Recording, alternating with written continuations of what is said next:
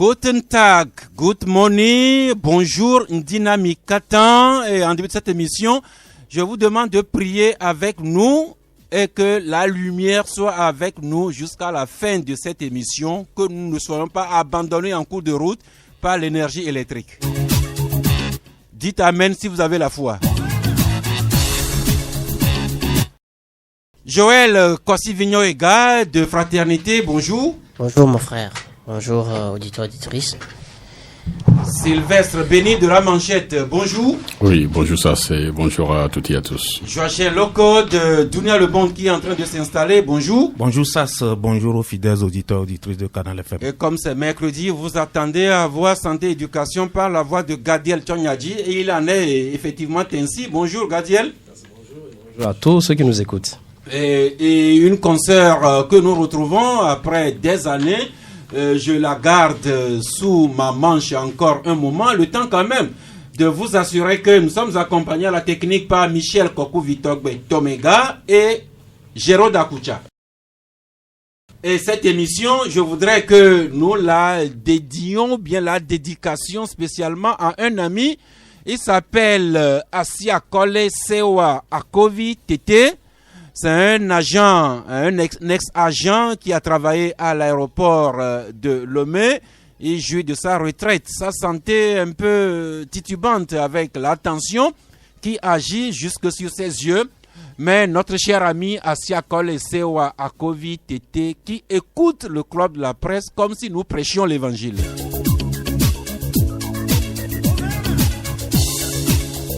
Après la pensée spéciale, la pensée du jour, c'est une sagesse du terroir togolais qui dit que prévoir rend le pas assuré. Prévoir rend le pas assuré. Ça veut dire que si vous prévoyez bien un voyage, si vous prévoyez bien une activité, vous avez le pas assuré durant le voyage ou dans l'exécution de votre activité. Catherine Stone, bonjour. Bonjour Sax Gao. Eh bien, cette chère consoeur qui était familière à ce studio quand vous organisiez cette activité un peu médiatique, mais également pour le public, c'était le Cathy Show. Karine Show. Bon, cette émission qui a disparu un peu comme un fleuve dans le désert, là n'est pas le débat, mais vous réapparaissez sous un autre nom. Oui, Catherine? Caring for All. Caring for All, qu'est-ce que c'est? Ça veut dire on s'occupe de tout le monde. Caring for All, c'est cette ONG que vous avez créée aux États-Unis et que vous nous ramenez ici au pays. Eh bien, Caring for All, s'occuper de tous, vous jouez dans quel domaine d'activité spécialement? Well, Caring for All s'occupe de presque tout. On a une spécialité, c'est de s'occuper des enfants nés avec des maladies qui auraient pu être prévenues, à savoir la drépanocytose, la pire forme qui est SS. Eh bien, vous vous occupez des maladies qui auraient pu être prévenues et au nom de ces pathologies se trouve ce que nous appelons communément la drépanocytose. Alors, qu'est-ce que c'est cette maladie spécialement? Je ne suis pas médecin, mais ce que je sais, c'est que moi j'ai un enfant qui a cette maladie. C'est ce qui me prouve à sensibiliser nos frères et sœurs au Togo. Que nous appelons communément chez nous ici Emassi. Emassi, Ndui. Ndui, en effet. En effet. Les Kabiens, les Kotokoli, les Moban, les Chokosi, nous irons dans leur langue aussi. Peut-être, je ne sais pas, je ne connais pas cette langue-là, mais on va chercher. Donc, cette organisation est fondée aux États-Unis sûrement et s'occupe des veuves, des sans-voix, des malades, des orphelins. Presque les gens s'envoient. Et donc, notre première manifestation, sensibilisation, je peux dire, est le 23, ce samedi-là, qui va justement nous expliquer ce que c'est que la drépanocytose. Et cela va être expliqué par les médecins qui sont dans le métier, qui sont des spécialistes de cette maladie. Eh bien, l'ONG Caring for All, qui organise cette activité de sensibilisation le samedi 23 novembre prochain à 14h, ce sera à l'Estao à Atikoumé. Le thème, c'est l'importance de connaître son statut vis-à-vis de la drépanocytose avant le mariage? Justement, cette maladie n'est pas une maladie contagieuse, c'est une maladie qu'on est né avec. Comme je l'ai dit au début, cela pourrait être prévenu si les gens connaissaient leur statut, à savoir à qui on peut faire des enfants en bonne santé. Et donc ce jour-là, nous organisons cette sensibilisation et en même temps, nous organisons aussi des préventions, à savoir les tests de groupe sanguin pour savoir votre statut. On ne vous demande pas de vous divorcer, on vous tient au courant seulement qu'avec ça, vous ne pouvez pas faire des enfants en bonne santé. Et c'est pas à moi d'expliquer, c'est le médecin qui va l'expliquer. Mais les médecins expliqueront aux jeunes tourtereaux, aux jeunes amoureux que, attention, vous devez connaître votre groupe sanguin, parce que certaines associations de groupes sanguins peuvent conduire à des enfants nés avec la drépanocytose. Et ce n'est pas une partie de plaisir, ni pour les enfants, ni pour les parents, quand on a un enfant drépanocytaire dans sa famille. Je peux témoigner, parce que j'ai un enfant qui est SS. Tout ce qui a un enfant drépanocytose à la maison doit savoir de quoi il s'agit. C'est cher, c'est douloureux, c'est stressant, c'est triste. Donc, pour éviter cela, c'est-à-dire les enfants n'ont pas demandé à venir au monde comme ça, c'est parce que nous ignorons des informations. Donc cette fois-ci, moi, j'apporte cette information parce que je souffre de ça. Mon fils est tout le temps malade entre les hôpitaux, entre in and out, aller-retour entre les médecins. Donc je ne souhaite pas ça même à mon pire ennemi. Donc il faut mettre un stop là-dessus. On va essayer. Merci. Donc, cette activité de sensibilisation, ce sera le samedi 23 novembre prochain à l'Estao, parce que 14h. Le thème, c'est l'importance de connaître son statut vis-à-vis de la drépanocytose avant le mariage. Et comme vous avez dit, ce seront les médecins, les connaisseurs qui viendront développer le thème. Absolument. Et cette organisation est gratuite, l'entrée est gratuite. Et vous venez sans rien du tout. Mais tout ce que nous vous demandons, c'est d'apporter des dons. Dons de tout genre peut nous aider parce que nous comptons fêter la Noël avec ces enfants une fois dans leur vie, parce que ce ne sont pas des enfants qui vivent très longtemps. Du moins, on va mettre un peu de joie dans leur cœur. Merci, le Club La Presse, qui sait être au rendez-vous d'importance. Nous vous en parlons. Cette conférence-là qui sera animée à l'Estao, entrée gratuite pour tout le monde. Les spécialistes seront là. Et nous entretiendrons sur l'importance de connaître notre statut vis-à-vis de la drépanocytose avant le mariage. Nous nous permettons déjà d'inviter les fiancés, les jeunes amoureux à venir écouter le message et ils aviseront en connaissance de quoi. Joël? Oui, je voudrais, madame a dit quelque chose d'intéressant tout à l'heure, dit que les enfants souffrant de drépanocytose, surtout les SS, ne vivent pas longtemps.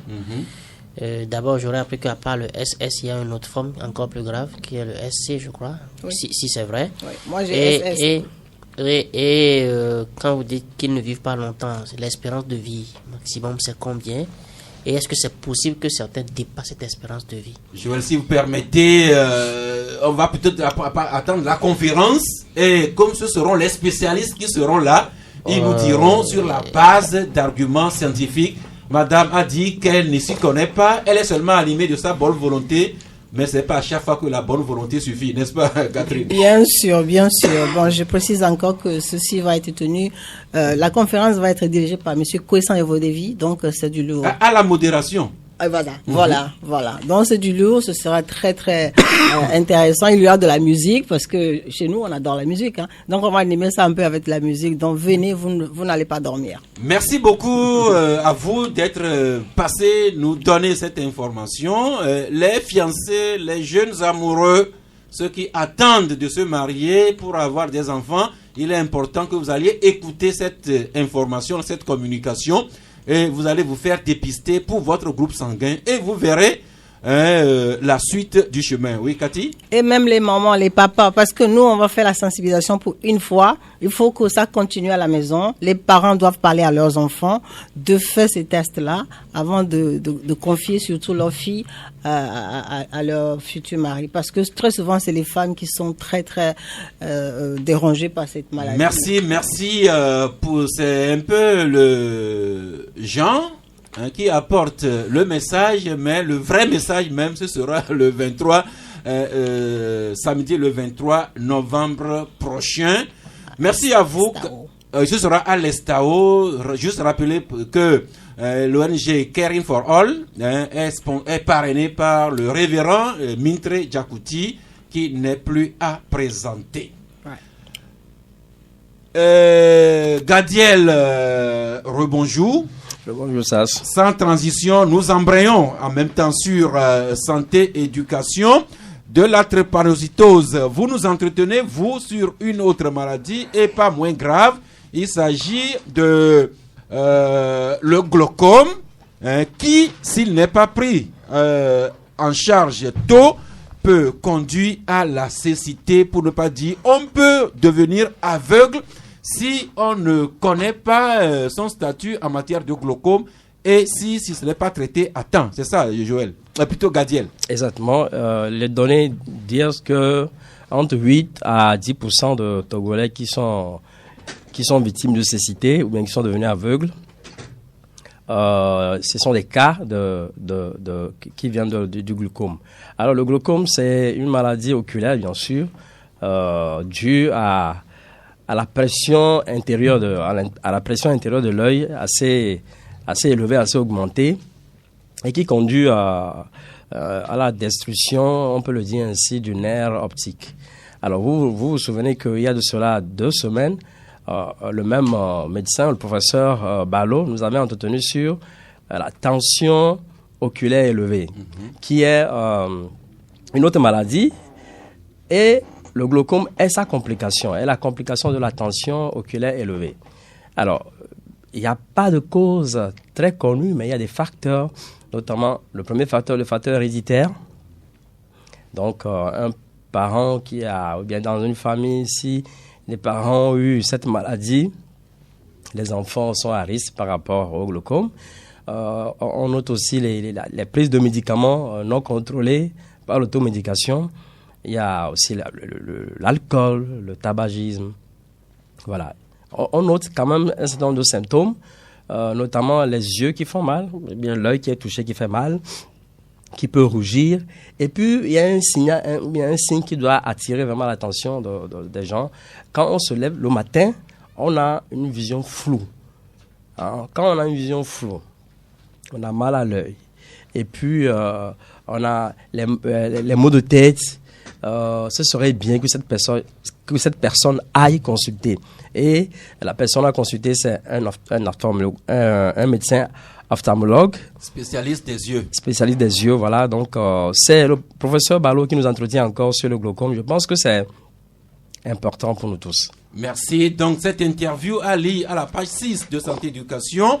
Vous allez lire le docteur Patrice Komi Ballot, qui est ophtalmologue, médecin-chef du service d'ophtalmologie au centre hospitalier universitaire Sylvanus Olympio. Vous lirez l'interview et vous apprécierez, comme vous parliez tantôt d'alcool, entre autres, ce petit article à la page 6, Santé Éducation nous dit ne jamais mélanger de l'alcool et de l'antibiotique. Pas du tout.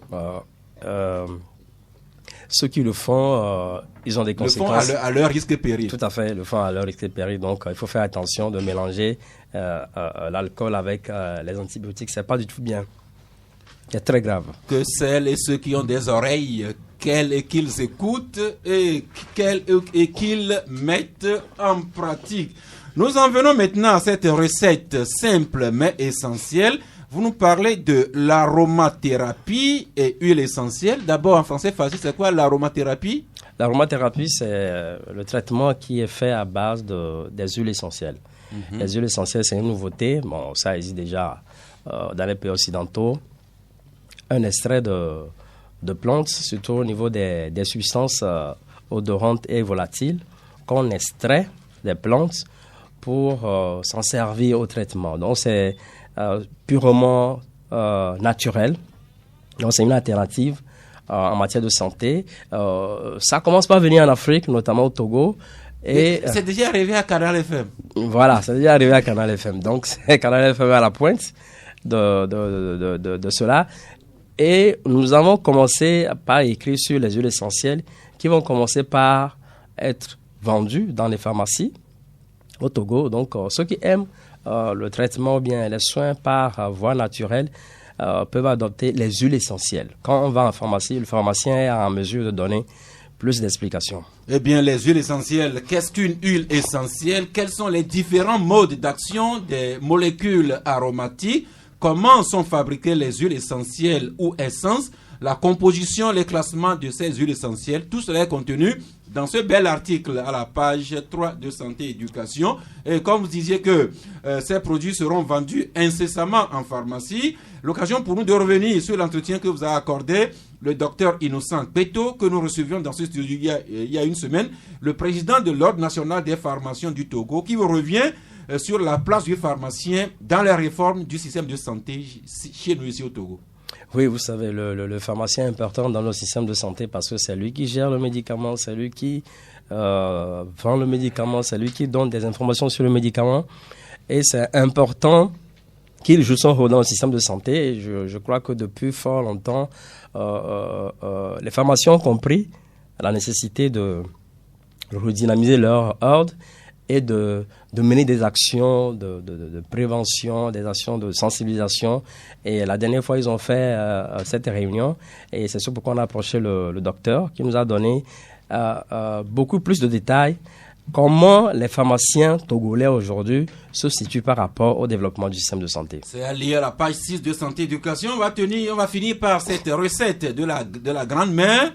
Le jus de tomate qui peut être efficace contre l'hypertension artérielle. C'est ce que vous écrivez à la page 2. Oui, c'est une découverte qu'on a faite. Une étude qui est faite au Japon tout récemment et qui recommande le jus de tomate aux hypertendus. Attention, faut pas écouter ce que je dis et abandonner le traitement prescrit par le médecin. Il faut faire extrêmement attention. C'est ce qu'on appelle un traitement en complément. Bon, quand on prend les médicaments contre l'hypertension, on doit manger. Donc, le jus de tomate, c'est comme on mange. C'est naturel, c'est un aliment. Donc, mais quelle quantité utiliser par jour pour avoir un effet assez important, c'est ce que l'étude révèle dans l'article. Merci encore une fois. Ce n'est qu'un petit avant-goût. L'essentiel se trouve dans les colonnes de santé et éducation que vous allez acheter. Tout comme on a juste annoncé l'ONG Caring for All, notamment la maladie qui s'appelle la drépanocytose. Si vous voulez en savoir vraiment, déplacez-vous à l'Estao le samedi 23 novembre à 14h. Vous irez écouter les spécialistes. Oui, ça c'est une question à Gadiel. Vous savez, nos amis les émédias aiment beaucoup cette émission. Vous savez, parfois quand les émédias ont des mots de vente, ils prennent les diméblats tagiens là, qui mettent un peu d'alcool et qui prennent. Donc c'est pas bien en fait. Il faut quel résultat ils le font? Bon, quand les gens ont parfois les mots de vente, ils disent non, ils prennent les gélules, là, les diméblats tagiens là, qui mettent un peu d'alcool et qui prennent. Donc c'est en réalité c'est d'abord, qui leur a prescrit le diméblat tagien à prendre avec l'alcool et pour soulager quelle pathologie? Il y a des choses qu'on fait, mais qui ne sont pas bien. C'est à long terme qu'on sent les conséquences. Est-ce que vous voyez? Donc, ce n'est pas bien de mélanger alcool et antibiotiques. En tout cas, si un médecin le conseille, bien un pharmacien le conseille, ok. Mais c'est suite à des études bien faites. Il y a des conséquences, on peut lire ça dans l'article. C'est très mauvais de mélanger l'alcool et les antibiotiques. Merci pour la drépanocytose ou bien pour les différents sujets abordés dans Santé et Éducation. Vous pourrez entrer en ligne bientôt, à partir de 12h, sur les deux numéros 22 21 33 74 ou bien le 22 20 19 68 pour adresser vos questions ou vos commentaires à l'un ou l'autre confrère journaliste. Le plateau qui s'est agrandi avec Patom Fabrice Pekezi Biasma. Alafia, bonjour à tous ceux qui nous écoutent. Merci de nous avoir rejoints. Donc, et avec vous, nous embrayons sur deux sujets d'ordre économique avant de passer à la politique. Le premier sujet, c'est le tourisme qui est remis à la une depuis cette semaine. Le ministère en charge du tourisme qui a ouvert un forum pour faire du tourisme un moteur de développement. Le confrère Golf Info écrit donc que le Togo est très loin d'être la destination touristique première dans la sous-région ouest-africaine. que malgré nos potentialités, nous souffrons d'infrastructures pour promouvoir notre tourisme. Alors, qu'en est-il de la volonté politique pour vraiment promouvoir le tourisme? C'est cette volonté qui a conduit le gouvernement à ériger un ministère spécialement dédié au tourisme qui organise donc ce forum cette semaine. Forum dont vous parlez, Fabrice, quand sentez plutôt le libéral écrit à la page 7. Donc, secteur touristique au Togo, la renaissance, est-ce que la renaissance est espérée pour le tourisme chez nous ici au Togo? Oui, je crois que il faut parler de renaissance et je crois que c'est ça qui explique en fait le séminaire qui se déroule en ce moment au niveau dans un hôtel de la capitale et le secteur touristique au Togo. Je crois que le constat est clair aujourd'hui. Ce n'est plus vraiment ça, contrairement aux années glorieuses qu'on a eues avec le secteur hôtelier qui était aussi à l'époque florissant. Je crois que quand on parle de tourisme, l'hôtellerie est un élément très important, la restauration et tout cela. Je crois que c'est tous ces acteurs-là qui sont réunis actuellement, en tout cas depuis hier, à Eda-Oba pour réfléchir comment relancer ce secteur-là qui rapporte beaucoup dans d'autres pays. Et je crois que c'est de bonne guerre parce qu'aujourd'hui, c'est vrai que nous n'en avons pas assez en parlant de sites touristiques au niveau de la sous-région. On peut pas se comparer au Bénin, au Burkina, mais aujourd'hui je crois que nous profitons quand même d'une situation qui peut nous amener quand même à rentabiliser ce secteur, parce que le premier élément aujourd'hui pour que le tourisme marche, c'est la sécurité dans la zone touristique. Et vous voyez qu'avec malheureusement ce qui arrive aux voisins au niveau du Burkina, du Mali et tout cela, c'est des éléments quand même qui freinent le tourisme. Et au niveau du Togo, on a la chance que jusqu'aujourd'hui quand même nous n'avons pas trop de zones oranges. Cela voudrait dire que si nous relançons cela, c'est vrai que à quelque chose malheur est bon, mais on pourra quand même relancer ce secteur-là qui jadis a fait parler de lui. Nous avons la paix, la sécurité, la quiétude qu'il faut préserver jalousement. Nous avons également des sites touristiques, des potentialités naturelles. Notre sourire, notre accueil, notre hospitalité. Mais le tourisme, c'est pas que ça, c'est pas seulement les distractions. Il y a également tourisme d'affaires, les opérateurs économiques qui voyagent. Il y a également tourisme de conférences, des conférences qui s'animent ainsi, par-ci, par-là. Préservons et promouvons tout cela. C'est ce que nous rappelle également le journal Le Messager, les acteurs du secteur touristique qui réfléchissent sur la contribution du tourisme à l'atteinte des objectifs de notre PND. Le dialogue également qui écrit « Quel tourisme pour quelle contribution au PND ?» Attendons les actes de ce forum que tient le ministère. Le tourisme s'exprime d'abord par les infrastructures et Golf Info nous rappelait tantôt que nos infrastructures touristiques ne sont pas à la taille de nos espoirs, mais le peu d'hôtels que nous avons ou bien que nous avions, une bonne partie est privatisée, d'autres sont en décrépitude, pour ne pas dire en pourriture. Avancez du côté de l'hôtel de la Paix, ce bel édifice à l'architecture caractéristique qui se meurt. Et nous tous, quand nous passons là-bas, nous détournons le regard. Joël. Effectivement. L'hôtel, quand tu parles de l'hôtel de la Paix, il faut parler également de l'hôtel Tropicana. L'hôtel de la Paix qui s'étend sur 3 hectares. Les jeunes Togolais Tropicana, ne connaissent plus justement, Tropicana qui s'étend sur près de 5 hectares, mais qui est devenu une partie pour les rats. Et l'autre pour nos amis ivoiriens, réfugiés ivoiriens qui ont squatté là-bas. Je sais s'ils sont encore là. Certains sont encore là. Voilà, l'autre partie sert d'annexe au camp qui est, enfin, au détachement de la gendarmerie qui est là-bas, etc. Mais le hic, c'est que ce ne sont pas des preneurs qui manquent. Ce ne sont pas des intentions qui manquent. Et le ministère du Tourisme vous dira que il y a des cas d'école qui s'affrontent, mais pourquoi on n'arrive pas à trancher jusqu'ici, on ne sait pas.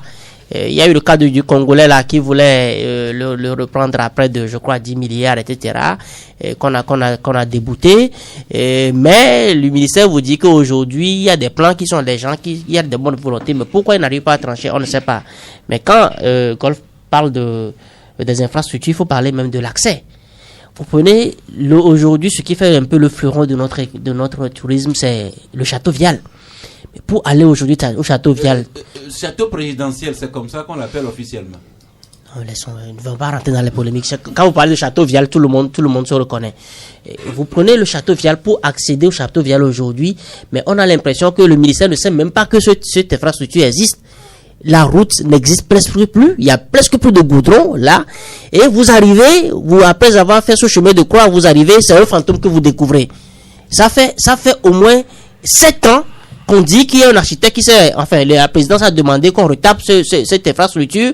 Nous avons une fois ramené ça dans nos parutions, mais personne ne se dérange. Vous amenez aujourd'hui les enfants à Château. La fois dernière, il y avait des jeunes Togolais revenus de l'extérieur, là, on l'amène à Château, ils disent que les enfants, vous savez, ils ont un langage direct, ils disent c'est de n'importe quoi ça. Mais ça veut dire quoi? Vous n'avez rien à part le mur, le bâtiment qui est là. Ce n'est pas sérieux. Vous prenez même Crimée, cascade de Crimée. Mais qu'est-ce qui est attractif à Crimée? Donc même pour accéder, ne serait-ce que ça, la région des plateaux est plein de sites touristiques, mais on ne s'en occupe pas. Ce n'est pas le forum qui va faire, mais je crois que ça dépend. Le ministre peut juste décider dans son bureau qu'on aménage au moins les voies d'accès à ces sites-là. Le forum peut réfléchir et accoucher des résolutions pour qu'on retape tout ça. Mais nous embrayons avec une privatisation intervenue dans notre pays la semaine dernière et qui continue à ne pas laisser indifférent. Vous savez que Togocom est passé désormais à 51% sous capital étranger. C'est ce que nous rappelle aujourd'hui Golf Info qui écrit: gestion d'actifs dans les télécoms, le consortium Axian et SCP retenu pour l'acquisition de 51% du capital de Togocom. La dépêche aussi en parle et nous rappelle que le repreneur, ceux qui viennent avoir la majorité de Togocom, c'est une société à capital de 10 000 francs CFA. 10 000 francs CFA, c'est le capital de la société qui vient de reprendre la société, donc Togocom. Cela amène la manchette, Sylvestre. Vous intéressez à ce sujet aussi et vous écrivez sur les traces de l'OPAT, Togocom, les raisons profondes d'une privatisation suspecte. Alors, partagez ces raisons avec nous, Sylvestre. Oui, en effet, je crois que vous avez déjà planté le décor. Le mercredi dernier, il y a Togocom qui a été privatisé. Mais lorsque vous surfez un peu sur les détails, vous verrez qu'on nous dit que en 2018, que Togocom a fait un chiffre d'affaires de 120 milliards de francs CFA. Et lorsque vous voyez bien, déjà en 2017, la fusion a eu lieu en 2017. Et déjà en 2018, la société a fait un chiffre d'affaires donc de 120 milliards de francs CFA. Officiellement, c'est ce qui est dit. Alors, une société qui arrive donc à faire 120 milliards de francs CFA, je vous dis, mon Dieu, on ne peut jamais privatiser cette société-là. Parce que rien n'indique que cette société ne peut pas être dans la même dynamique les années à venir. Ça, c'est un premier élément. Le deuxième élément, lorsque vous interrogez un peu l'histoire, vous verrez que, et si vous faites un peu le rapprochement avec l'OPAT, nous l'avons souligné dans notre parution d'aujourd'hui, vous verrez que, à l'époque, en décembre 95, lorsqu'il s'est agi de liquider donc l'OPAT, et à l'époque, on disait que l'OPAT avait donc un bilan positif donc de plus de 3 milliards de francs CFA. Mais tout compte fait, on veut quand même liquider la société. Et en décembre 96, il y avait quand même une commission anticorruption qui a été mise sur pied par le général Yassine Adema. Et après donc Audi, ils ont quand même sollicité donc l'appui d'un cabinet ivoirien qui s'appelait à l'époque Audi 2000. Et lorsqu'on a audité les comptes, il s'est avéré que il y a plutôt un déficit de plus de 4 milliards de francs CFA. Si vous faites le rapprochement, ça veut dire que lorsqu'on nous dit aujourd'hui qu'il y a 120 milliards, c'est-à-dire Togocom a fait un chiffre d'affaires de 120 milliards en 2018, ça veut dire en réalité que peut-être que les 120 milliards n'étaient en réalité qu'un caninard et qu'il faudrait véritablement privatiser la société pour relancer. Soit c'est que en réalité, il y avait ces 120 milliards là, sauf que entre-temps, vous savez, il y a quand même la minorité pieuse qui est là, reconnue par le chef de l'État dans son discours, et que peut-être qu'entre-temps, ils sont passés et qu'il n'y a plus rien dans la caisse.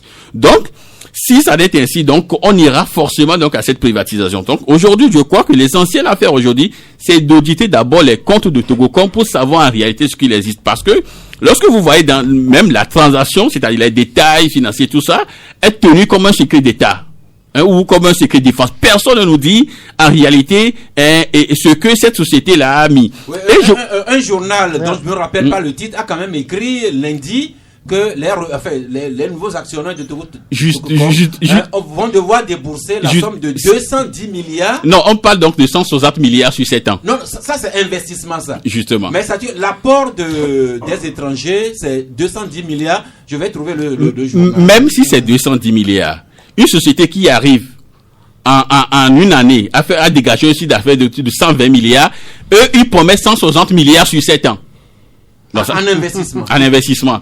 Si c'est en une année, cette société a réussi à faire un chiffre d'affaires de 120 milliards et qu'on puisse quand même, on veut maintenant les privatiser et donner à des étrangers qui promettent, ce n'est que la promesse pour l'instant, qui promettent de mettre 160 milliards sur 7 ans, ça veut dire qu'il y a problème. Et lorsque vous voyez même l'histoire, nous sommes revenus un peu là-dessus, lorsque vous voyez l'histoire donc des privatisations au Togo, ça n'a jamais été rose au Togo. Vous prenez donc société entre de 2000 à 2006, la société a été privatisée et qui est devenue donc Togo Électricité. Mais un beau matin, le gouvernement togolais s'est levé et puis il a mis fin au contrat. Et les partenaires, entre-temps, il y avait, je crois qu'il y avait Elio et puis Québec et International qui ont porté plainte contre l'État togolais et condamné l'État togolais a été obligé de payer 40 milliards de francs CFA donc à ces étrangers-là pour rupture, donc abus donc de contrat. Et lorsque vous prenez même l'OTP, l'Office togolais des forces à l'école, qui a été privatisé et qui est devenu entre-temps IFG, ça a fait long feu. Après, nous sommes encore revenus à la nouvelle SNPT, nouvelle société, nouvelle. Donc tout ça, alors vous voyez que l'histoire des privatisations n'a jamais donné au Togo. Mais le hic ou le drame, c'est que on a l'impression que le gouvernement togolais est prompt donc à brader ou à privatiser les propriétés de l'État. Mais c'est difficile. Qu'instruit de l'expérience des privatisations passées, le gouvernement a bien regardé tous les contours avant de céder les 51% de Togocom à nos nouveaux partenaires.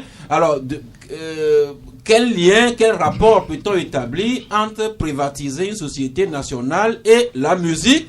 Vous me direz, quand vous aurez lu l'article à la page 3 de Fraternité, privatisation ou couper décalé. Joël les gars. Oui, effectivement, on coupe et puis on décale. On enlève ici, on met ailleurs. Alors, tout à l'heure, avant de revenir sur le coupé décalé, qu'il y a eu dans l'affaire de Togo, comme je voudrais apporter un peu de l'eau au moulin de ce que mon frère Sylvestre a dit. En fait, qu'est-ce qui a amené les échecs des contrats de concession? C'est toujours la même histoire qu'on nous sert ici dans Togo. Comme on dit, les gens s'engagent à investir, à retaper les infrastructures, etc. On a eu Sarakawa. Le groupe Accor s'est engagé sur 25 ans à retaper les infrastructures. Après, c'est la mer qui a commencé par ronger les bétons de l'hôtel, au point que l'État a rompu le contrat à un an d'échéance. Ou bien, je crois, non, le contrat était même consommé. Ils voulaient même pas partir. On a dû les déloger. Ils nous ont poursuivis. Je crois que l'État leur doit aujourd'hui 10 milliards. La société également dans cette affaire-là. Oui, la société Togo Électricité, c'est la même chose. Ils sont engagés à faire des investissements lourds. Quand on parle de l'électricité, c'est des investissements de milliards. Les Canadiens n'ont jamais investi. L'État s'est rendu compte que c'était une supercherie. On les a chassés. L'État a été sommé de payer. Sotopla, excuse-moi. Sylvestre a déjà non, ça veut dire que pour effectivement, non, laisse-moi ajouter Sotopla tout dernièrement. Et on devait investir, on n'a jamais investi, l'État était obligé de couper. Bon, maintenant, le coupé décalé dans cette histoire de Togo, comme c'est quoi? C'est que la holding, le paradoxe c'est que la holding a été créée quelques mois seulement à Lomé ici. La holding Agou Holding a été créée seulement quelques mois à Lomé, enregistrée à la Chambre de commerce. Et c'est cette holding-là qui nous amène des gens. On parle, le ministre Agba tout dernièrement parlait de mauvaise gouvernance, mauvaise gestion. Mais parmi les 7 millions de Togolais, on n'a trouvé personne pour mieux gérer les deux structures. Et c'est dans l'océan Indien où le Madagascar est calcé 152e sur les 180 de Transparency International qu'on trouve des gens. Maintenant, le hic, c'est que le 6 décembre 2018, le gouvernement est revenu, quand nous on avait critiqué déjà en 2017, le fameux décret du 13 juillet 2017 où on voulait créer des trucs à 3 pieds. Le gouvernement est revenu ravaler ce décret-là pour dire que non, le Parlement les a autorisés à privatiser. Or, quand vous allez dans les archives du Parlement, le 15 novembre, quand le ministre Yaya était devant le Parlement, on n'a jamais parlé de privatisation. On a parlé d'ouverture de capital. Quand le ministre Yaya était sorti, on a parlé de privatisation pour UTB et BTCI, mais d'ouverture de capital pour Togocom. Mais 2 semaines plus tôt, quand le DG de Togocom, alors, réunissait le personnel, a bien dit, oui, aujourd'hui, vous êtes, après les micmacs, etc., nous avons convenu qu'il y aura ouverture de capital à 35%. C'est ce qui était sur la table. Et patatras, le conseil des ministres du 6 décembre parle de privatisation. Mais depuis quand on a parlé de privatisation? Et on arrive à ce que on connaît aujourd'hui, où on nous dit que les étrangers ils ont racheté les actions de Togo Télécom à 100 milliards. À 100 milliards où? Une structure qu'on crée avec 10 000 francs. Ben, ils rachètent les trucs là de Togo Télécom à 100 milliards. Donc on se rend compte que carrément, et on a l'impression qu'il y a le temps qui presse quelqu'un et qui est pressé de couper rapidement et de décaler ailleurs. Merci. Le moins qu'on puisse dire, c'est que cette affaire-là, comme je l'ai dit, la privatisation de Togocom ne laisse pas indifférent. La moindre des choses, c'est que les dirigeants nous expliquent, nous situent, pour que nous nous trompions, que nous nous détrompions de nos erreurs. Sinon, nous risquerions de traîner encore des appréhensions. Mais mettons 3 points de suspension et venons à la politique, notamment l'élection présidentielle 2020 que nous allons analyser à l'endroit et à l'envers. Commençons par l'endroit, notamment les candidatures qui s'annoncent et dont certains sont déjà assez ouvertement en pré-campagne. Forum de la semaine nous dit que quand il était dernièrement dans la région des Plateaux, Jerry Tama Komandega, candidat annoncé et investi, a lancé un appel aux opposants. Autre journal, c'est Togo Matin qui, à la page 11, nous écrit ce matin. Togo Matin qui écrit... un journal a écrit, nous en avons parlé dernièrement, que la C14 ou le reliquat de la C14 aurait approché Kako Numbukpo pour faire de lui son candidat unique. Eh bien, la réponse de la C14 par la voix de Madame Brigitte Adjamabo Johnson est à lire aujourd'hui. Adjamabo Johnson qui dit « Le moment viendra et nous allons choisir notre candidat ». Mais déjà, la coordinatrice de la C14 ou de son reliquat dément l'information selon laquelle le groupe de partis dont elle est la coordinatrice a demandé au professeur Kako Numbukpo de les représenter comme candidat unique pour l'élection présidentielle à venir. Nous continuons avec Togo Matin qui nous parle d'un autre, plutôt le triangle des enjeux, paru aujourd'hui et qui écrit à la page 7 que la professeure du ZIO s'emballe déjà pour Dr Kodjo Viton, un autre candidat déclaré à l'élection présidentielle. Autre journal encore, c'est Le Dialogue. Le journal Le Dialogue qui, lui, à la page 5, écrit que les militants du Parti Uni s'annoncent prêts à renouveler la confiance à Faure Gnassingbé, qui est leur président. Et nous terminons avec La Lanterne qui se demande sur quoi compte l'opposition traditionnelle divisée pour battre Faure Gnassingbé à l'élection présidentielle. Voilà le côté court, les candidatures dont certains sont déjà plus ou moins en pré-campagne par eux-mêmes ou bien par leur substitut. Joachim ? Non, mais nous savons que la question de la présidentielle dans tous les pays du monde, ça a été une question cruciale où tous les acteurs se battent pour contrôler la présidente.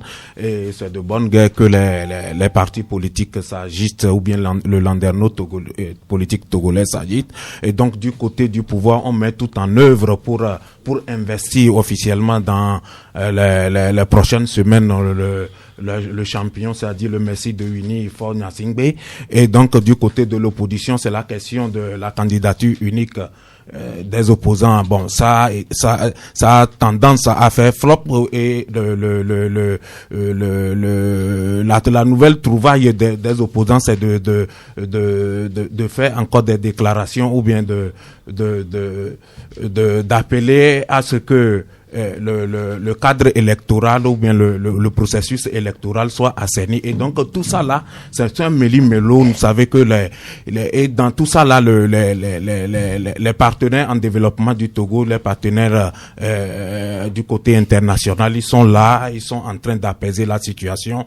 C'est pour cela que Mohamed Ibn Chambas, l'émissaire de la CEDEAO et des Nations Unies d'abord, de la CEDEAO et puis des Nations Unies et de la CEDEAO a été aide actuellement à Lomé pour essayer de contacter les acteurs politiques qui puissent accorder leur violon pour que le processus soit apaisé. Merci. Voilà les candidatures annoncées, investies, dont certains où leurs porte-parole sont déjà plus ou moins ouvertement en pré-campagne.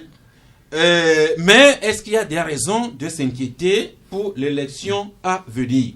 Revue de presse avec Togo Matin qui écrit « Candidature de Faure Gnassingbé en 2020, le général invisible et ses lieutenants bientôt au front. » Ce lieutenant invisible, c'est Salifou Tikui Achadam et le PNP.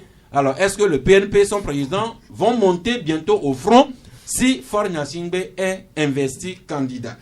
Autre journal, c'est le Dialogue qui, à la page 4, nous écrit « Présidentielle 2020, chantage et irréalisme de l'ancien Premier ministre togolais » quand Agbayome s'en prend vertement à Faure Gnassingbé. Et la manchette, lui aussi écrit à la page 5, Maître Agboibo dévoile sa stratégie contre le projet Un coup KO de UNI. Alors, quel est ce secret qu'Agboibo nous donne? Le secret par lequel RPT hier, Unir aujourd'hui, faisait un coup KO au premier tour. Sylvestre Béni. Oui, et il faut dire que en fait c'est une réflexion en trois volets. Hein. Dans un premier temps, il revient en fait sur ce courage craintif. Hein, vous permettez quand même le jeu de mots sur ce courage craintif donc des membres de Unir, qui au même moment suscitent des candidatures pour les soutenir au second tour, mais disent ou proclament à tous les échos qui gagneront donc dès le premier tour. Donc, selon Maître Agboibo, le fait même de susciter des candidatures dans l'optique d'émietter donc les voix donc de l'opposition, en réalité, Unir donc se tire les balles dans les pieds parce que il sera donc obligé de se retrouver fatalement donc un second tour du scrutin. Et là, lorsqu'on se retrouve donc au second tour, je crois que les forces démocratiques de l'opposition vont quand même se coaliser pour prendre le pouvoir.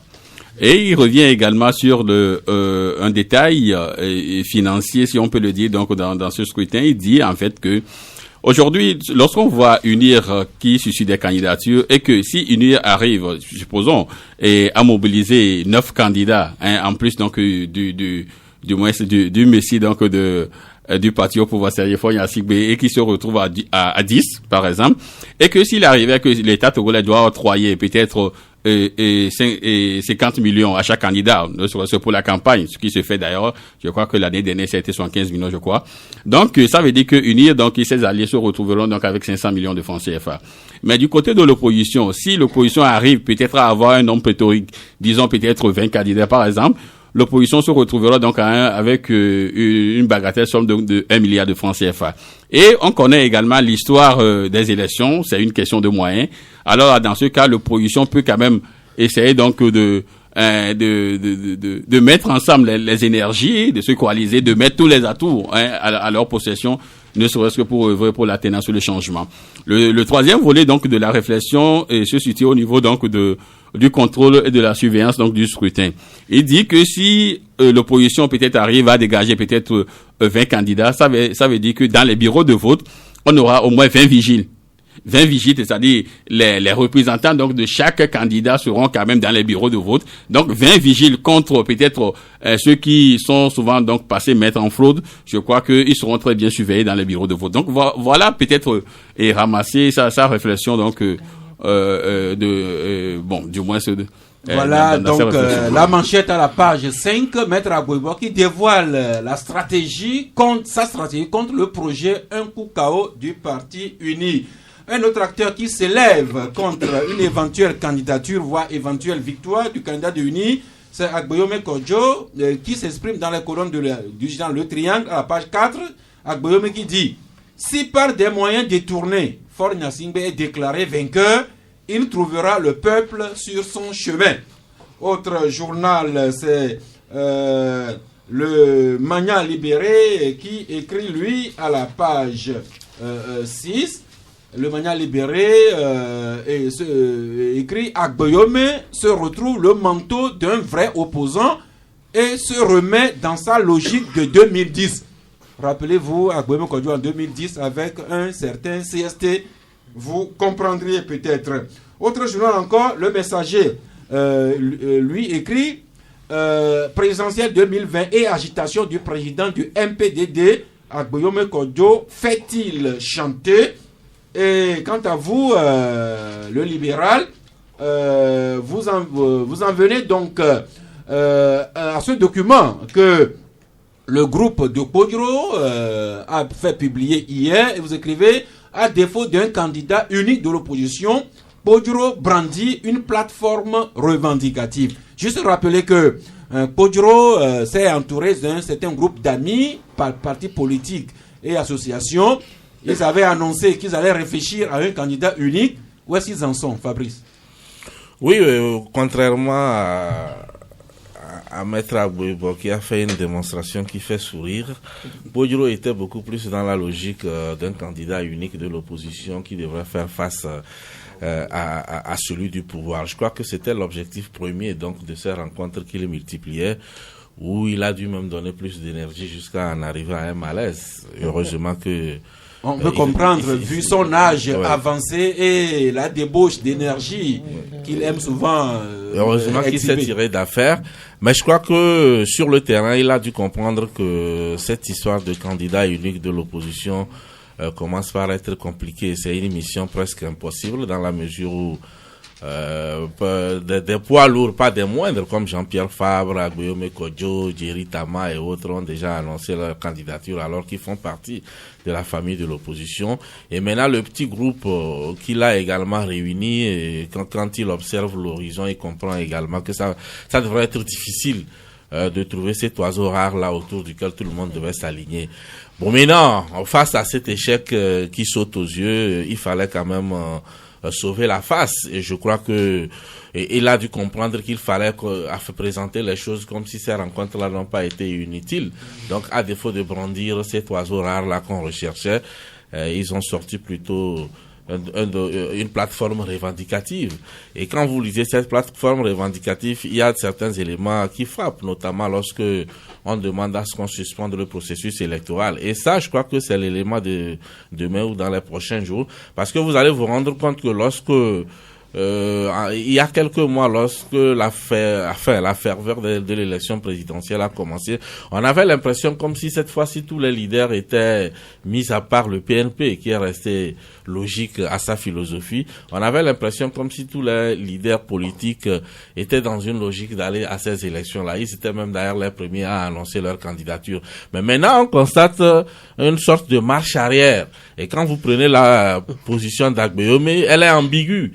Voilà quelqu'un qui savait quel était le cadre qui est là, qui existait, qui annonce sa candidature, mais aujourd'hui, qui commence par faire un peu marche arrière en posant certaines conditions. Et aujourd'hui également, Podro, qui était plutôt dans la logique de trouver un candidat face à celui du pouvoir, semble également faire marche arrière. Et je crois que c'est un élément qui, dans les prochains jours, je ne sais pas qu'est-ce qui a pu se passer, qu'est-ce que les gens ont pu constater sur le terrain. On a l'impression que l'engouement qu'ils avaient au départ en annonçant leur candidature, aujourd'hui, il semble être un peu atteint d'une certaine pneumonie politique qui les amène à réfléchir par rapport à ce qu'ils ont déjà fait. Et donc, clairement, la question de candidature unique avec Podro, je crois que il faudra plus, ce n'est plus la peine de rêver. Maintenant, quand on prend les autres propositions que font, je glisse un peu sur le terrain de Maître Agboybo.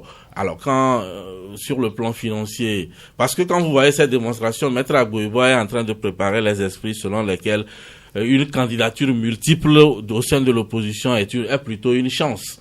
Et quand il dit, si vous êtes nombreux, on vous donne 50 millions, vous vous retrouvez avec 1 milliard. Or, il oublie que quand on remet 50 millions à un parti, c'est à lui on a remis. Et c'est même pas un parti, à un candidat. C'est un candidat, on a remis. Alors, je ne sais pas à quel moment précis, finalement, les gens vont ramener les sous qu'on leur a remis individuellement pour assembler, pour faire le milliard et pouvoir maintenant avoir plus d'argent et affronter celui du pouvoir. Alors, quand on me dit, par exemple, que plus 20 candidats de l'opposition, ça fait 20 vigiles dans une... Je ne sais pas à quel niveau exactement la fraude se passe. Maître Agbebo, qui a une certaine expérience, devait quand même réfléchir un peu plus loin. Merci, merci. Donc, Joachim Loko, votre journal, Dunia Le Monde aussi, vous parlez de la dernière sortie du groupe Podjoro et vous écrivez que l'opposition réunie autour de Monseigneur Podjoro réclame la suspension du processus électoral. Alors, vous avez reproduit intégralement la déclaration. Alors, on peut relever pêle-mêle le groupe de Podjoro qui demande d'abord qu'on suspende tout le processus électoral et puis qu'on aille à un réaménagement de la CENI, de ses démembrements, qu'on recompose également la Cour constitutionnelle, comme la CEDEAO l'a recommandé. Ils parlent également pêle-mêle d'auditer l'ensemble du processus électoral, la certification des résultats avant leur publication par une structure compétente des Nations Unies. Beaucoup de choses dans cette déclaration. À part la publication, est-ce que le groupe Podjoro a transmis leurs documents acquis de droit de façon formelle? Bon, moi je pense quand même qu'ils n'ont pas encore transmis leur publication acquis de droit, mais ça a circulé sur les réseaux sociaux, la presse a repris cela, donc ça devait tomber dans les oreilles les plus avisées. La preuve, nous en parlons actuellement. Oui, nous en parlons actuellement, mais on n'est pas obligé ou bien d'avoir un doctorat en sciences politiques pour savoir que cette réunion a déjà fait flop, parce que la question de la candidature unique au sein de l'opposition pour affronter le champion de UNIR, ce n'est plus d'actualité. Il y a déjà, on a plus 8 ou bien 9 candidats. 10 candidatures annoncées. La dernière fois, c'était un pasteur qui a dit que c'est Dieu même qui lui a confié le message qu'il sera président au Togo en 2000. 10 candidatures annoncées, donc comme vient de le dire mon confrère Fabrice, Monseigneur Podjoro, sachant que son initiative va mordre la poussière, ou bien il va mordre la poussière, s'est ravisé et il a essayé d'instruire ses amis pour pondre une plateforme pour quand même préparer psychologiquement l'opinion, et l'opposition revendique un meilleur cadre électoral, alors que, qu'on le veut ou non, les efforts ont été faits. Mais bien, en dehors de la recomposition de la Cour constitutionnelle, vous savez que la Cour constitutionnelle, c'est une comment dirais-je, d'abord, exigence de l'opposition, l'exigence de l'opposition, point de la feuille de route de la CEDEAO. Voilà, c'est le mot qui m'échappe, point de la feuille de route de la CEDEAO. Je pense quand même que plusieurs réformes ont été faites, mais rien en matière de démocratie, ce n'est pas parfait dans tous les pays, même que ce soit aux États-Unis, en France, mais quand même c'est déjà un pas. Le pouvoir est en train de faire un pas, et donc sachant cela, Monseigneur Podjoro, sachant que il ne peut plus rassembler les opposants autour de cette candidature unique, il a trouvé mieux de faire des réclamations. C'est un peu ce qu'écrit également le Magnan Libéré, qui à la page 6 ce titre, à la recherche d'une candidature unique ou le marché de dupes du prélat. Pourquoi la démarche de Monseigneur Fanoko Podjoro est déjà un échec programmé? Et puis nous avons annoncé une mission conjointe des Nations Unies et de la CEDEAO est dans nos murs depuis quelque temps. Alors, est-ce que les Nations Unies et la CEDEAO sentent déjà qu'il y a une fumée qui risque de prendre naissance et qu'ils jouent à l'alerte précoce? Revue de presse avec Dunia Le Monde qui écrit une mission de la CEDEAO des Nations Unies au Togo. Et autre journal, c'est le Magnan Libéré qui nous donne la même information. Et Togo Matin à la page 3 se demande quelle implication de l'ONU et de la CEDEAO dans l'organisation de cette élection présidentielle.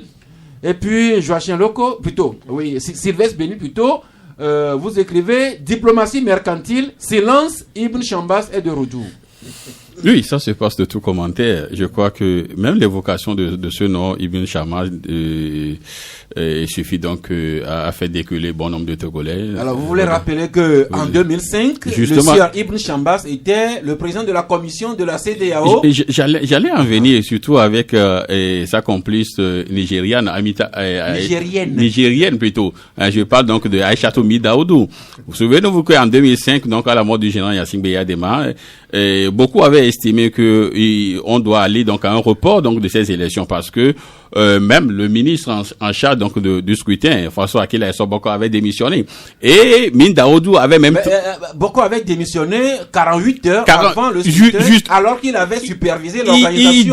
Il donnait depuis des alertes. Selon ses déclarations plus tard, il avait quand même dit qu'il a eu vent de ce qu'il y a un carnage qui se préparait, donc il avait souhaité quand même qu'on aille à ce report-là. Mais jusqu'à 48 heures de l'événement, comme il n'arrivait pas à avoir satisfaction, et connaissant donc sa maison, il a fui le pays. Et à l'époque, je crois que c'est Min Daoudou qui traitait François Akila Essoboko d'irresponsable. Et les magistrats et les hommes religieux, il y avait les gens de la société civile, avaient marché dans ce pays et sont allés voir le président par intérim de l'époque, Abbas Bonfo, et lui ont supplié de reporter les élections. Ils ont dit niet, épaulés par ces émissaires donc de la CEDEAO à l'époque. Et là, nous sommes allés à ces élections, nous sommes revenus avec un trophée qui chante du sang, 400-500 Togolais tués. Et en 2017, le même Ibn Chamas est revenu lorsque des milliers de Togolais étaient dans la rue pour réclamer à ce que on retourne la constitution de 92. Lorsque le monsieur est revenu, il a juste demandé au gouvernement togolais de convoquer un référendum pour trancher donc du moins la question. Et là, cela avait quand même provoqué donc la colère, sinon la furie donc de bon nombre donc de partis d'opposition. Et lui ont quand même notifié cela. Et on connaît un peu l'histoire. Il y a encore des Togolais qui ont été tués, et 16 à 20, je crois. Et en 2019, le même est encore revenu pour nous dire qu'il va encore nous accompagner dans ce processus-là. Je crois qu'on serait Dassan Langon Dura et Ibn Chama Youege, toi encore, parce que le monsieur, la manière dont il se comporte dans la crise togolaise depuis 2005 n'honore personne. Donc, nous sommes désolés, ça devient comme presque une diplomatie mercantile. Les gens viennent, et voilà quoi, ils prennent faire cause pour le régime, et après ils partent, nous on se tue. De 2005 à 2019, c'est le même Ibn Chamba, sauf que en 2005, il officiait pour la CEDEAO, et depuis, il est l'émissaire spécial du secrétaire général des Nations Unies pour l'Afrique de l'Ouest en matière de paix et sécurité. C'est à ce titre-là qu'il est actuellement au Togo, avec également une suite de sa délégation qui vient de la CEDEAO. Ils ont rencontré la présidente de l'Assemblée nationale. Ils ont également reçu Jean-Pierre Fabre lundi. Je présume qu'ils vont rencontrer beaucoup de parties prenantes dans l'élection présidentielle 2020. Mais votre journal aussi, Fraternité, se demande, enfin vous écrivez CEDEAO et ONU encore à lemer la suite de la cantate. Vous demandez-vous, Joël les gars. Oui, c'est une cantate. Bon, on voudrait croire que les dieux du Togo vont agir pour que ces gens-là nous offrent du meilleur. Nous avons convenu de ne pas mêler Dieu à la politique, Joël. Pourquoi pas? Pourquoi pas? Est-ce que quelque chose se fait sans... Du moins, moi, c'est ma foi. C'est Dieu qui a tout fait, non? Justement, c'est Dieu qui a tout fait, c'est ça. Donc, encore non, que le non, Dieu nous, même divise ici et ailleurs. Nous avons bien plus de mettre une interrogation parce qu'il faut toujours accorder le bénéfice du doute à celui qui a péché hier pour qu'il se reconvertisse. Parce que nous estimons que le nœud aujourd'hui de la crise, c'est la candidature ou non de Faure pour un 4e mandat. Aujourd'hui, quel que soit les vuvuzelas qui crient, etc., même le délégué national des sages a dit que eux, ils vont porter le choix sur Faure, à lui de décider. Eh bien, ça veut dire qu'il y a toujours une marche que le fils d'Adema, avec ce qui est arrivé à Evo Morales en Bolivie, etc., disent, ok, je fais bas la terre, je ne serai pas candidat. Et là, moi, je dis, c'est en cela que je dis, mais pourquoi est-ce qu'on en veut tant Monseigneur Kodjo? Monseigneur Kodjo n'est pas parti pour désigner un candidat uni pour toute l'opposition. Monseigneur Kodjo a dit, je vous invite à l'unité d'action. Soyez au moins ensemble pour réclamer. Si vous pouvez avoir un candidat unique, d'accord, mais au moins soyez ensemble pour réclamer. C'est aussi simple que ça. Et quand il a mis l'option de candidature unique, il y a déjà, du moins dans le groupe qu'il a réuni, il y a Guillaume qui n'a pas renvoyé ça de revers de la main. Il dit, bon, si il y a mieux que lui, il va s'aligner. Novi, Docteur Roberton a dit, s'il y a mieux que lui, s'il y a autre quelqu'un de plus charismatique, il va s'aligner. Ceux qui ne veulent pas entendre parler de candidature unique ne sont pas autour de cette table-là. Vous voyez, l'ANC par exemple dit, mais si il y a un candidat unique, c'est moi, Fabre, ou il n'y a pas candidat unique. C'est simple, ils ne sont pas autour de cette table. Vous allez à l'UFC, on n'a pas encore aujourd'hui des idées de candidats. À l'UFC, on n'a pas encore dit je participerai ou pas. Donc, au moins, l'option de candidature unique, du moins dans le groupe là qui est autour de mon cher n'est pas exclue. Donc, faut pas qu'on fatigue le vieil archevêque. C'est le vieux qui se fatigue. Non, ça veut dire que, excusez-moi, non, moi je dis, faut pas qu'on le fatigue avec les critiques. Bon, de toutes les façons, quitte à lui-même de prêter oreille à ses critiques parce que il sert au moins ce qu'il, moi, c'est le produit a été clair dans ce qu'il veut. Unité d'action. Merci. Mais si on peut avoir candidature unique, tant mieux. J'aimerais dire un mot sur. Je voudrais juste que vous nous parliez de la présence actuellement de cette mission conjointe Nations Unies. C'est de ça que je veux parler. Ibn Chambas. Je ne sais pas pourquoi on ergote autour de la personne d'Ibn Chambas. Alors, depuis que certains Togolais donnent de mauvaises notes à Ibn Chambas, le paradoxe sur le terrain, c'est que dans sa carrière, le gars évolue. En 2005, il était là dans le cercle restreint de la CEDEAO. Aujourd'hui, il revient représenter une institution, la plus grande des institutions. Non, ça ne veut rien dire. Je crois que le dergoté autour de la personne d'Ibn Chambas, il faut plutôt se demander, alors si vous donnez les mauvaises notes aux gars, est-ce que c'est le même son de cloche que ceux qui l'ont envoyé ont? Je crois que s'ils avaient le même son de cloche, les mêmes appréhensions que ce que certains Togolais disent aujourd'hui, on n'allait plus de ça fait longtemps qu'il serait allé à la retraite. Et si on l'envoie, peut-être qu'on estime, celui qui l'envoie estime que c'est eu égard aux résultats qu'il a pu avoir par le passé, qu'on continue toujours par le faire confiance. Merci beaucoup. Nous avons fait le tour, le tour de la question, la présidentielle, les candidatures, la présidentielle 2020, côté court, côté jardin, ou à l'endroit et à l'envers. Et nous avons beaucoup parlé également de la mission de conjointe des Nations Unies, CEDEAO. Mais avant ça, nous avons parlé des privatisations. Mais avant encore, on nous a entretenu sur la question de santé. Et cette sensibilisation qui va tenir le samedi 23 novembre prochain à Estao sur la drépanocytose, c'est sur l'une ou l'autre préoccupation que nous vous attendons par vos questions ou vos commentaires. Eh bien, c'est les deux numéros que vous savez déjà. Le premier auditeur en ligne, bonjour. Allô? Oui, bonjour. C'est Rodrigue. Rodrigue, depuis Agoué-Kochigan. Voilà. Vous voulez parler de quel sujet, s'il vous plaît? Au niveau de la politique, d'abord. Oui. Je salue d'abord le plateau. Merci. Franchement, vous savez, tout ce que nos politiciens sont en train de faire, moi, je l'ai toujours dit, ils ne nous donnent pas, ils ne disent pas la vérité. Non. On n'a plus besoin d'eux. S'ils cherchent à caser quelque part, nous voulons avoir... Merci, Rodrigue. Vous avez suffisamment dit ça par le passé. Secondo. Oui, passez au second, s'il vous plaît. C'est au niveau du tourisme. Je voudrais dire juste quelque chose. L'hôtel de la paix. Il y a eu un temps que le président de la République n'a plus nommé ministre du tourisme. C'était tout récemment qu'on l'a nommé, je crois. Oui, Kossivier Bétognon. Voilà. Donc, je crois qu'aujourd'hui, il doit prendre son bâton de pèlerin et se promener et essayer de faire redynamiser le site touristique du Togolais. C'est ce qu'il fait justement, Kossivier Bétognon. Ah ben si, même il n'a fait passer.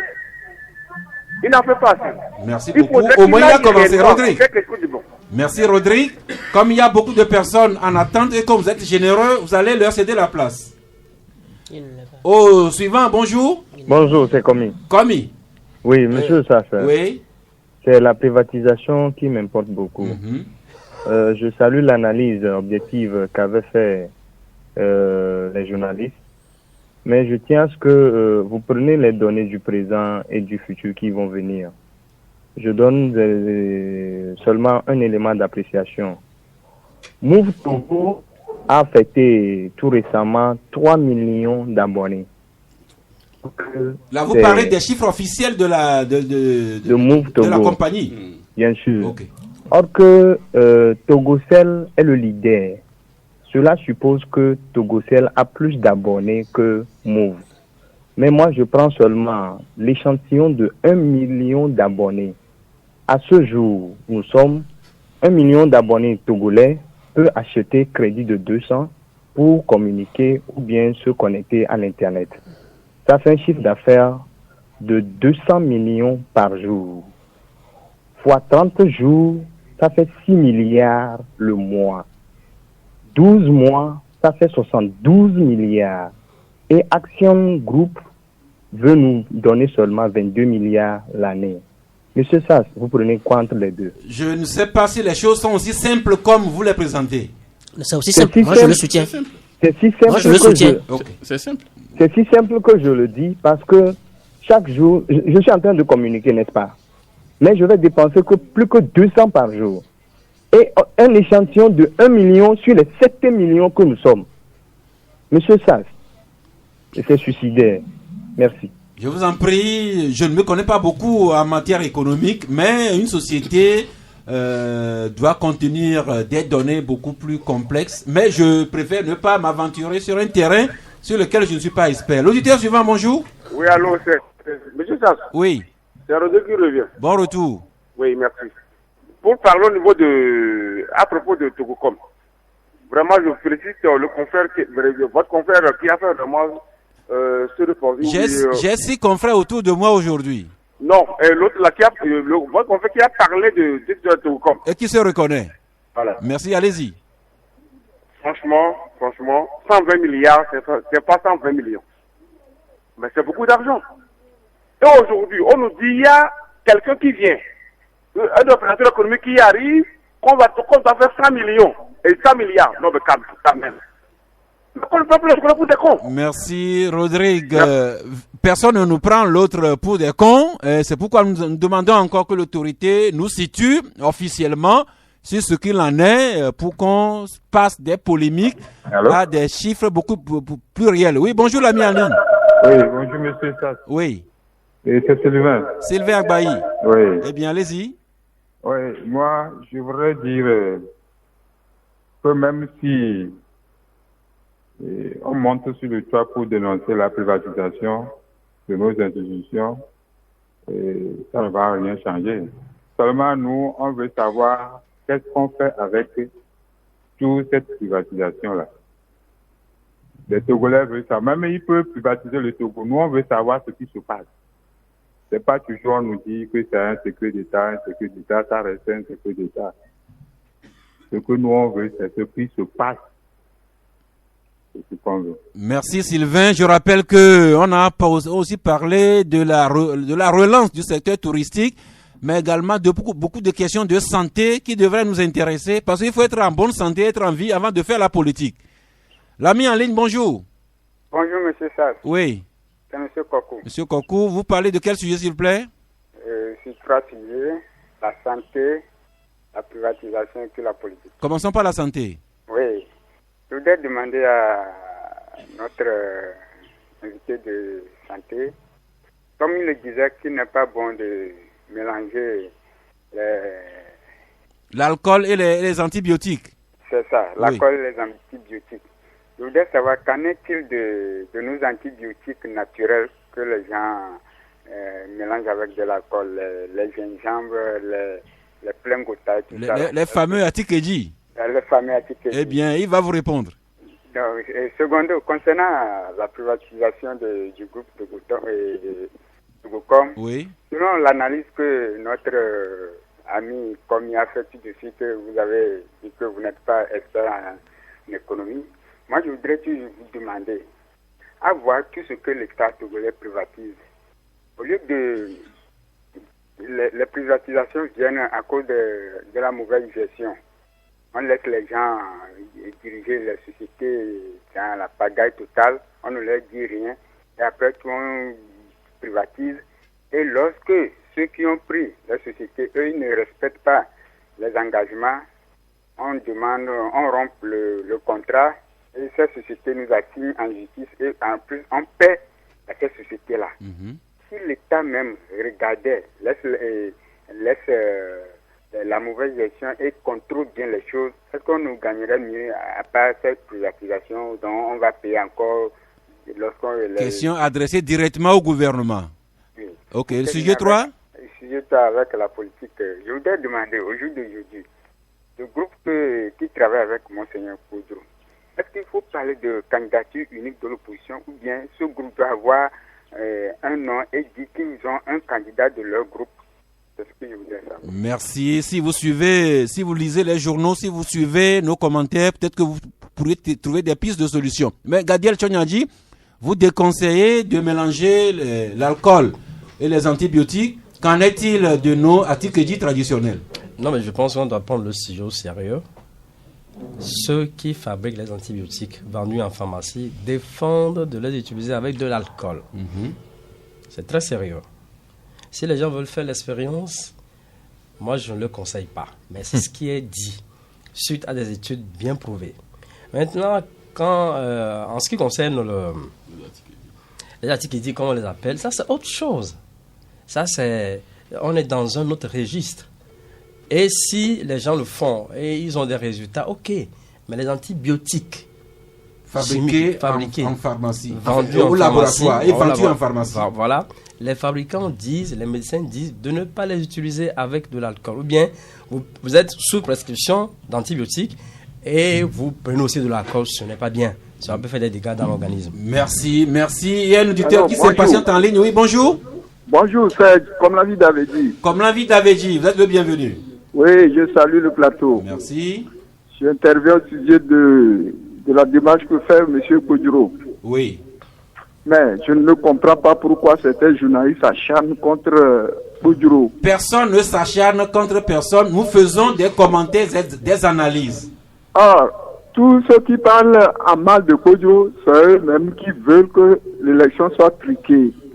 Pourquoi? Je m'explique. Là, vous faites un procès d'intention aux gens, chers amis. Je m'explique.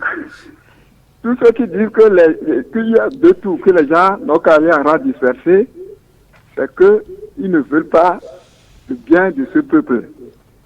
Or, M. Kodjo, vous devez attendre pour que le jour J arrive et voir qui sont ceux qui seront réunis pour choisir un candidat unique. Il y a opposition dans l'opposition. Ce n'est pas tous les 10 candidats qui sont présentés qui vont se réunir pour choisir un candidat unique. Merci, cher ami, c'est votre point de vue. Hein, vous l'avez exprimé clairement. Souffrez que les autres aussi disent clairement ce qu'ils pensent.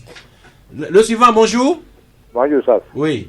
C'est Kanindek. Kanindek. Je salue le plateau. Nous vous saluons aussi. Particulièrement, je salue M. Gadiel. Gadiel Chonyadji. Oui. Monsieur Gadiel, vous venez de parler de jus de tomate concernant l'hypertension artérielle. Bon, quelqu'un m'a conseillé, moi, en tant que documentaire, de prendre beaucoup de jus de tomate, puis de l'oignon et de la betterave. Bon, est-ce que, à votre niveau, qu'est-ce que vous pouvez me dire concernant la pression intra-oculaire?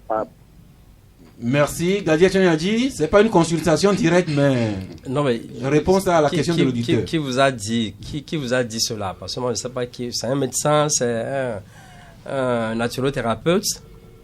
Si la personne vous a donné une recette assez vérifiée, qui a fait une expérience, mais qui fait des résultats, ok, donc allez-y.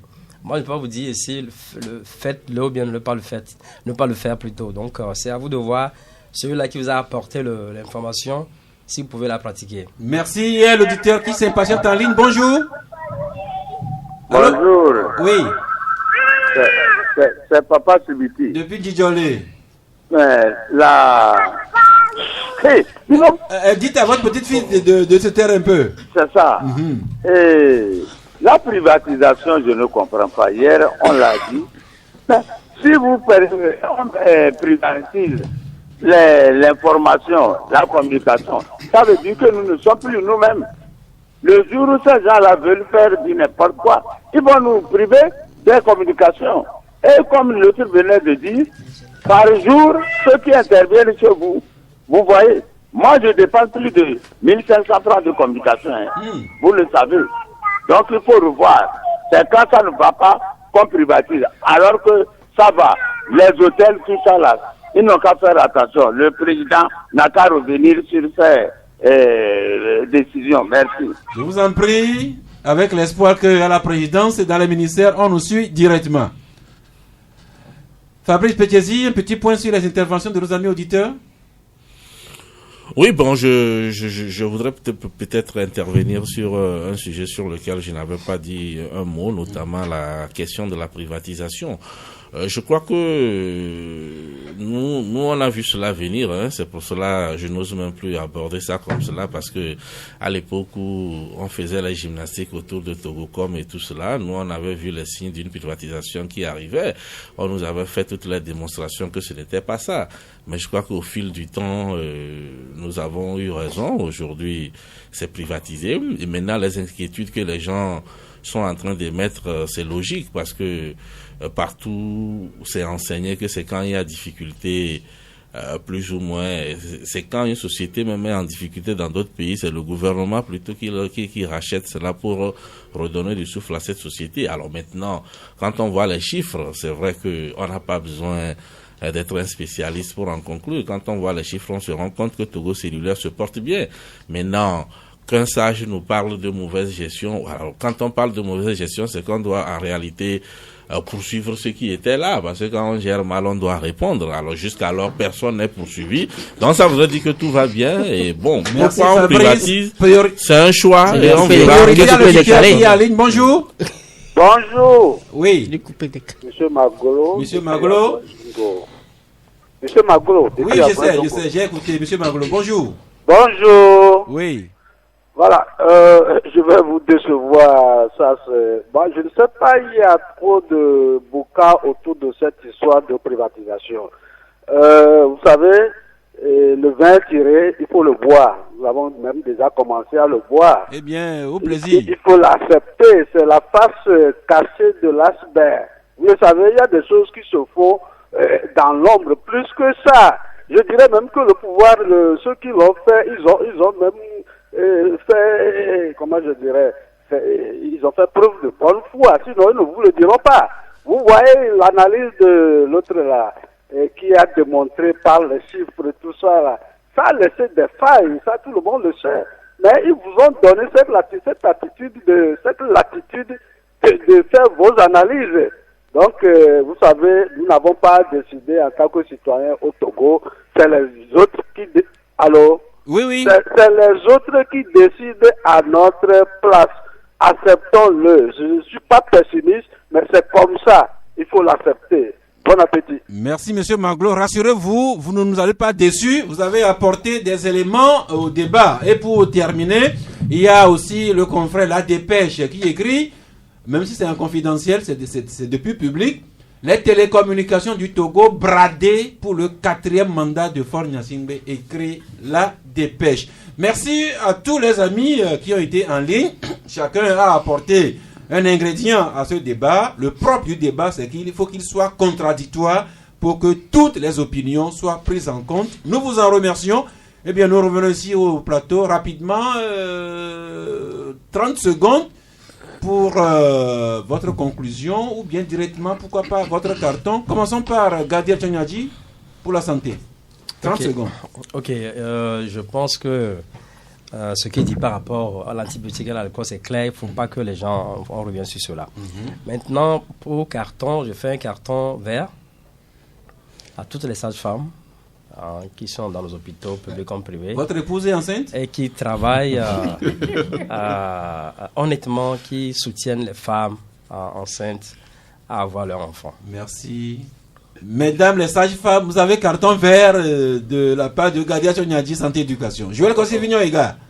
Moi, je parle de carton, je voulais juste faire un full stop sur les dernières sorties du fameux témoin dans l'affaire d'incendie, Mohamed Loun, qui dit que ce qu'il avait dit en temps, les accusations qu'il avait portées, enfin les accusations qu'il a portées contre les opposants, il les avait fait, comme Pacha Gnassingbé l'avait dit, sous le coup de la torture.